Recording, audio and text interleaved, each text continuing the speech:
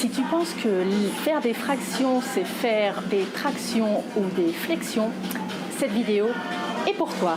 Donc, rendez-vous au rayon fromage juste après ça.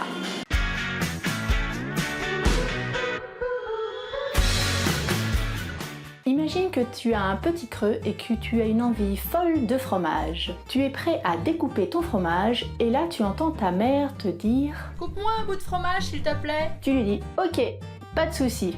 Tu vas pour lui couper un petit bout, mais là elle le trouve ridicule et vraiment pas du tout équitable. Donc tu décides de partager le fromage en 2 parts égales, c'est-à-dire le couper au milieu, la moitié. Bravo! Sans le savoir, tu as réalisé des fractions. Et oui, quand tu coupes quelque chose en parts égales, ici 2 parts, tu as fait 1 sur 2, qui est 1/2, 1/2. Là, tu es content. Tu vas pour prendre ton fromage, mais tu entends ton père et ton frère te demander aussi du fromage. Décidément, qu'est-ce qu'ils ont tous à vouloir du fromage? Mais bon, t'es vraiment sympa et tu leur coupes aussi une part de fromage.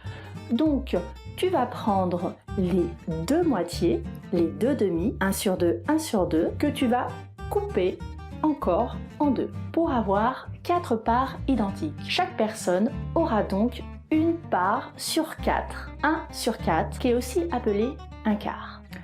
Il existe aussi des fromages dans le commerce qui sont déjà prédécoupés en portions identiques.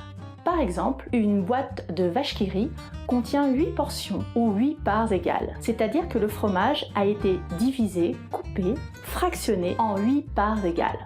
Donc si tu prends une portion, sur les 8, cela représente en fraction 1 sur 8, 1 huitième. Si tu prends 2 portions, 2 sur 8, 3 portions, 3 huitièmes, 3 sur 8 et ainsi de suite. Donc pour résumer, les fractions sont les parts d'un objet, pizza, fromage, papier, tout ce que tu veux, que tu aurais coupé de manière à ce que chaque part soit égale, identique aux autres parts. On représente les fractions par 2 nombres séparés par un trait. Le trait représente en fait la division. C'est un moyen technique de se rappeler que l'on effectue cette opération quand il s'agit de fraction. Le nombre qui est en dessous du trait est appelé dénominateur, car il indique le nombre de parts que l'on a découpé ou divisé au total. Et le nombre qui est au-dessus du trait est appelé numérateur. Il indique le nombre de parts que l'on a pris ou qu'il reste. Voilà, tu sais tout sur les fractions. N'hésite pas à t'abonner pour voir d'autres vidéos. À toi de jouer maintenant. Voici 5 formes géométriques différentes qui ont été coupées en plusieurs parts. Devine lesquelles ont été coupées en parts égales, c'est-à-dire en fractions. Si tu as aimé cette vidéo, abonne-toi à ma chaîne.